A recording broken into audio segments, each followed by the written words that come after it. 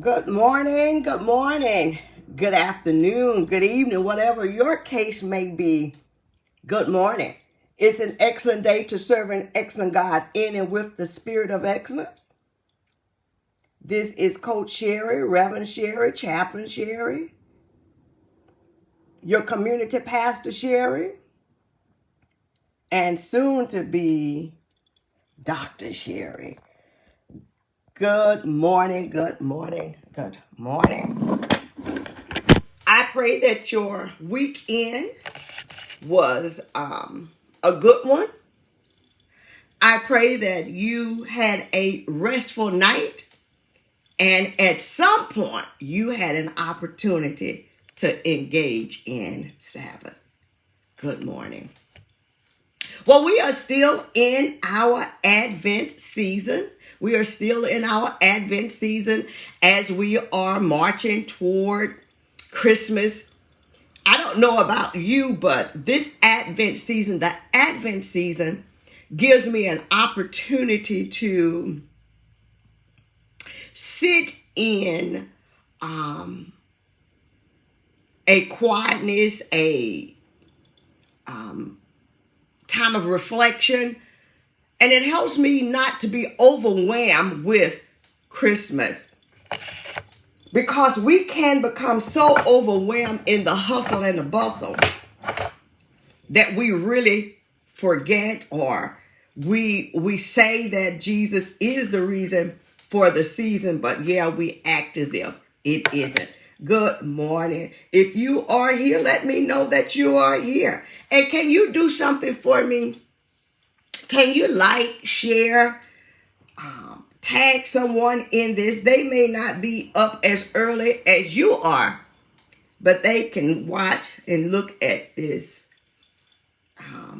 later at their convenience. Because I believe what I have to say today has shift life. Meaning that even though we are in the Advent season, I think that it's good enough for at any time. Now listen, if this is your first time joining me and you just kind of like stumbled upon me, what I need for us to understand is that although you may be watching me put on makeup, this is not about makeup. I always have to make that disclaimer that this is not about makeup. So don't go to the makeup police or don't be screaming about you doing this wrong or you using the wrong product, I don't want to hear that, because this is not what this is about. Don't follow me for any techniques, any tools, any products. This is simply me getting dressed from work and allowing you to share this time with me. Good morning, Dr. Jamie. I pray that all is well with you and that you had a great night. So listen, we are continuing our time together. We are continuing our time together in this Advent season as we are talking about, we have been looking at Advent through the eyes of Mary. We have been looking at Advent through the eyes of Mary. And we have talked about how the angel, the divine disruptor came and told her, gave her an assignment that she didn't ask for. She didn't, volunteer for. She didn't raise her hands for. The angel kind of like said, this is what's going to happen to you. This is the assignment. This is your assignment. This is what you have been called to do, and you have been chosen. You have been favored. Now listen, we really need to be aware of how we use this word favor, right? We should, it is not, as we talked about yesterday in Pink Robe Chronicles, that favor comes with a responsibility. That favor comes with responsibility. When you talk about being chosen or being favored, it comes with responsibility. It is not just so you can, get what you want. But when we are chosen, it has ramifications that this is for the assignment that you have. Good morning, Trina. The assignment that you have is really to better those around you. The favor that you have has nothing to do with some type of material that, you went as the example that we use all the time. And Dr. Sampson brought that up yesterday. It has nothing to do with you with getting a new car or being able to get a good morning, Joyce. Please let me know if this is coming through clear, because it is showing frozen on my end and I'm not sure what that's about, but I'm going to keep talking. I'm going to keep talking. I think we're going to be okay. I think we're okay. That you're being favored is not just for you. It is for the assignment. God is choosing you, not because you are anything special, but because you're the one. You're the one for this assignment, that God sees enough in you to choose you for the assignment. To choose you for the assignment. And so Mary is chosen for this assignment. She's just going about her day. And God, through the angel, disrupts her day, disrupts her journey, disrupts her life, and tells her that she is going to bear a son. She goes to Elizabeth. She goes to someone who can help her make sense of what is happening to her. She goes to Elizabeth, where she finds community, where she finds support, where she finds validation, where she finds affirmation. And you know my motto: if you don't have community, and preferably a community of sisters, you don't have anything.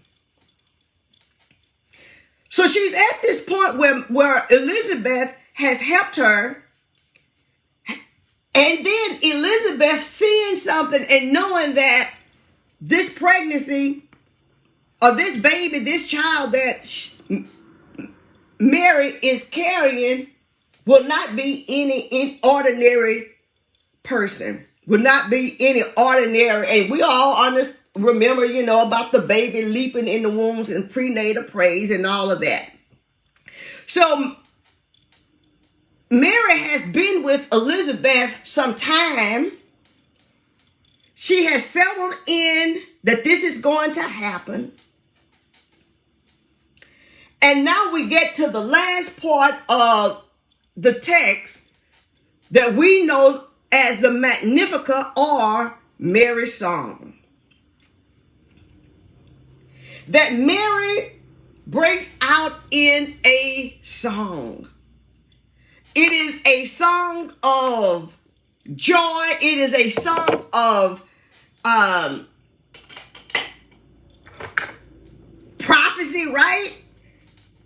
It is a song that, even though she is going to, of course, experience some suffering, or, this whole idea of labor pains and all of that, because she's going to experience all of that. She's a woman. She's going to do all of that. But she breaks out in song, in a joyful song. Now, I've never had a pregnancy that I experienced childbirth or birthing or the labor. But if you listen to any birthing song, birthing story, any woman tell their story about birth, she'll tell you it's joy and pain all at the same time. That there is certainly pain, but she endures the pain, and she goes through the pain because of this baby that's coming. In other words, she is experiencing joy and pain at the same time. For those of you who have experienced pregnancy that led to a delivery, you can attest to what I'm talking about. And so Mary breaks into this song, and this song talks about how this baby boy is going to transform the world. And we sing this song, Mary, Did You Know? Beautiful song. I don't like too many Christmas songs. Mary, Did You Know? I like that one a little bit. But if you read the lyrics to her song in Luke 1, sounds like Mary has an inkling that this boy is going to upset some systems. It's going to cause some problems for some people. It's going to turn this world upside down. It's going to challenge systems and practices of the culture and all kinds of things. So in a way, she may not have known the full extent of it, but this song gives us a glimpse that Mary may have known something. But let's get back to this joy. Joy is not based upon a circumstance, because the truth of the matter is Mary still had to endure the labor. Mary still had to endure all of that comes with birthing a baby. Yet she still sings. And I believe she sings not based upon what is, but what is to come. I'm going to let that rest right there. That Mary sings, she burst into a song of joy, not because of what is, because she's still having to deal with society. She still has to deal with, this baby coming. She still has to deal with Joseph. And by the way, God is dealing with Joseph while Mary is doing what she needs to do. So when Mary and Joseph get back together, when she finally gets back to Joseph, God has already taken care of Joseph. God has already taken care of Joseph to get Joseph together about this assignment that Mary has.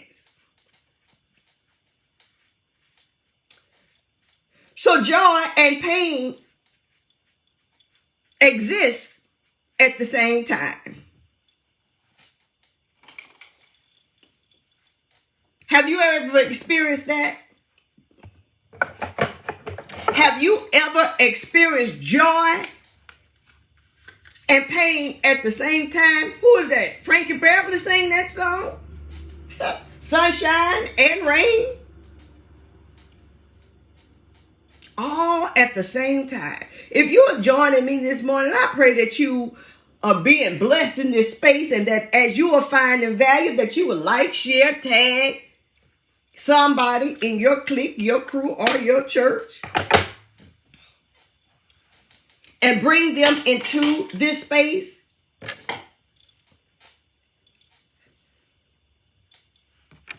So she is singing a song of joy, not based upon her current circumstances, but based upon what is to come. Not on what's happening, because the truth be told, when we have a promise or we are working on something,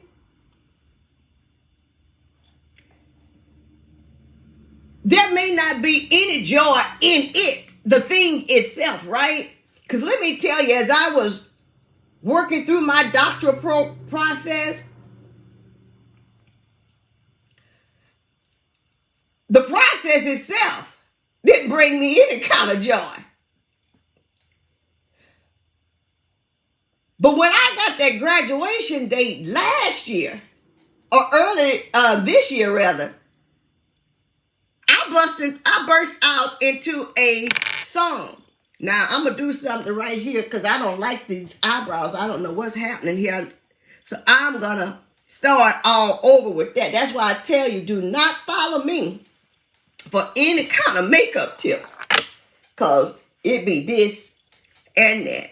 But we're gonna try to start over. We're gonna try to start over.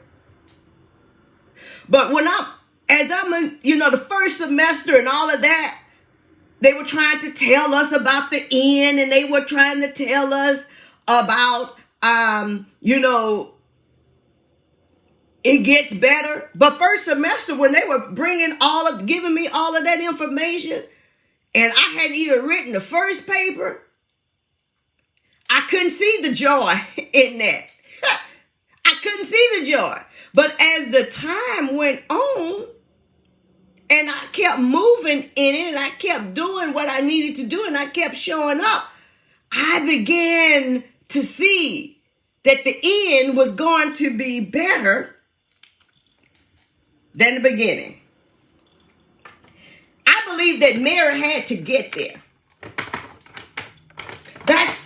That's where Elizabeth came in. That Elizabeth held Mary and walked her through her process until Mary could see that thing for herself. And once Mary began to see that for herself, because you got to know that she was with Elizabeth a couple of months. She was with Elizabeth a couple of months. And Elizabeth, I believe, nurtured her and held her until she was able to see it for herself. And when she got it for herself, I believe she broke out in her song. Not that the situation was ideal, but because she could see the end. But because if she continued through the process, that she would indeed experience the joy that she sang about. Still don't like these eyebrows, but I'm gonna try to work with them. Good morning, Regina. You better have you somebody who will walk with you until you can see for yourself. You better have you Elizabeth. You better have you a community who will walk with you until you can see for yourself.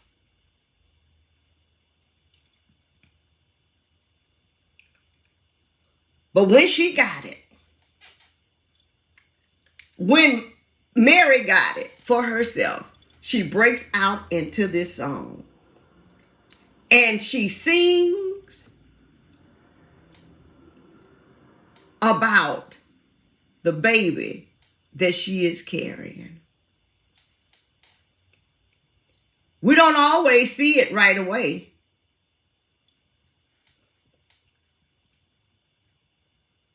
But if we just stay there, and if we have a community that's strong enough to hold us until we see it, we can eventually burst out into a song. What is your song? What is the song that you sang Not because everything was all right, but that you can experience the joy before that thing comes to pass. What is that? What is that song that you have? Have you gotten to the place that you can sing in spite of?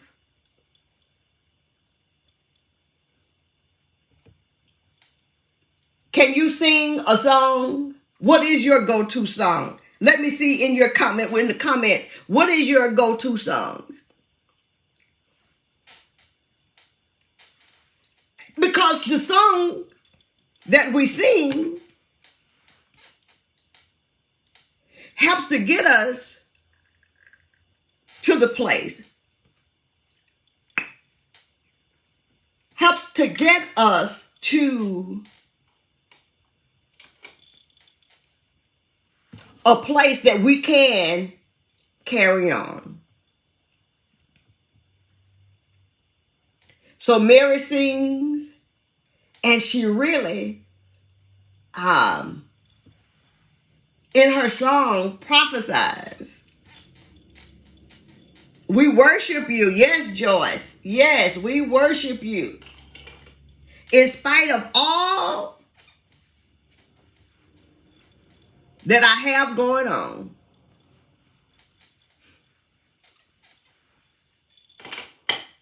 I'm still able to worship.